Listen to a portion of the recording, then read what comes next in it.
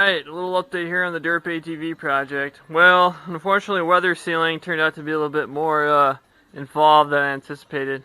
I had the tailgate mounted, rear windscreen mounted, side windows, front windscreen. Unfortunately there's quite a bit of water ingress coming in through where the seams meet on the upper cab to the lower cab, so I'm just going to go ahead and just get it done and seal her off completely. So here you can kind of see the concept of just, pulling the cab. I got about 3/4 inch off the lower chassis there. Just got some spacers kind of holding it up for now. But what I got going on right now is I have I ran a bead of polyurethane sealant because I just stitch welded this lower base tube onto the lower chassis.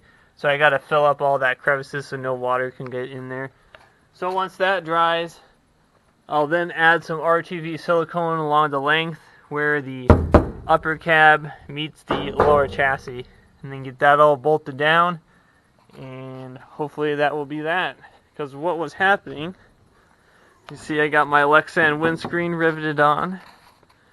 I was getting a lot of water coming in through here and whatnot, because obviously this has to be separate from this, so there's obviously gaps going on. There's a lot of water just getting channeled down the length of the seal. Had nowhere to go except for down through here.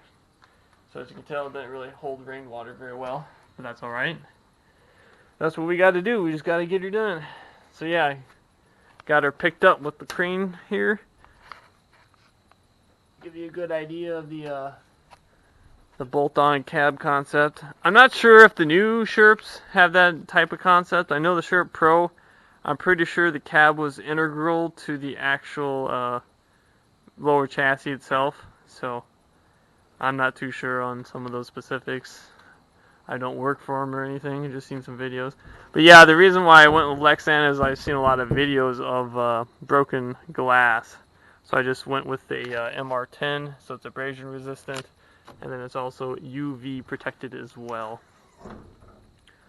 Regarding changes, I'm thinking what I have to do first after I seal this up, the lower cab, the cab to the lower chassis, is I gotta add some rain gutters, which is basically just some rubber belting that will kind of form over the tops of my side windows, rear windscreen, and then the front windscreen as well. So that way it kind of allows the water to drain over the windshield instead of draining into these little crevices, which I was actually having quite a bit of leaks coming through that.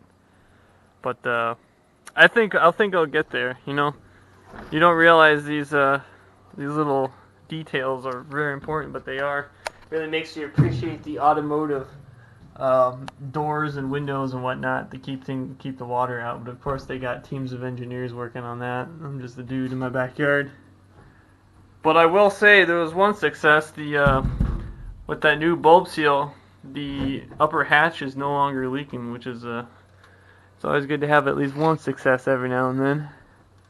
Keep the spirits up. But yeah, that's all leak proof and no leaks. I haven't seen any leaks coming through the cab so far, so I think we got that pretty much buttoned up. It's just getting some of these moving parts all sealed up. Regarding the side windows, in the future I'm going to definitely add some more glass, just because when you see it without the glass and then the framework, you think, oh yeah, 30-inch wide window, but it actually turns out to be like, 24 inches wide instead of your original 30-inch. So definitely I'd probably end up moving the window a little bit bigger to the point where it goes like to here to give you a lot more glass and viewing area. Again, on the side windows, I got to upgrade these gas springs. They're just way too weak. Those are 24 pounders. And it's not even, it's compressing to about here, the bulb seal, but down here you can kind of see there's some light coming through, and that's because it's just not giving me enough oomph to compress that bulb seal. So definitely move to a higher rated gas spring there. Same thing I'm thinking for my front windscreen. I don't know what these are rated for. I think they're 40 pounders. I'm not sure. But I think I'm going to get a little bit more powerful ones, just because on the lower end here I'm getting kind of the same deal with not compressing enough of the bulb seal. But yeah, hopefully when I can get that that chassis all sealed up to the lower chassis, I can really start to rock and roll and get this thing. I just don't want to see any more rainwater. That's the goal on the bottom tub here. Front door is pretty much, well, I did what I needed to do here. I'm just going to leave it at that. Got a little step and probably act as a grab handle too for the passenger, which will be nice. But yeah, really the last thing I need to do for this is that little bump stop here, so when you step on it, it doesn't want to curl in like that.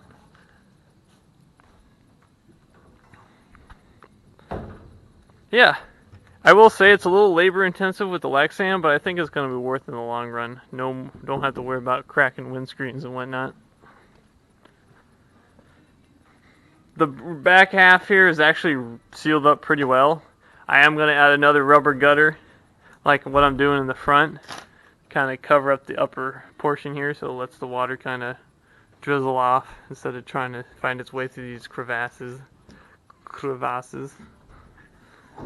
But yeah, these little details, they just kind of add up in time. But that's alright. It's all for the better. Might as well do it right while it's here. So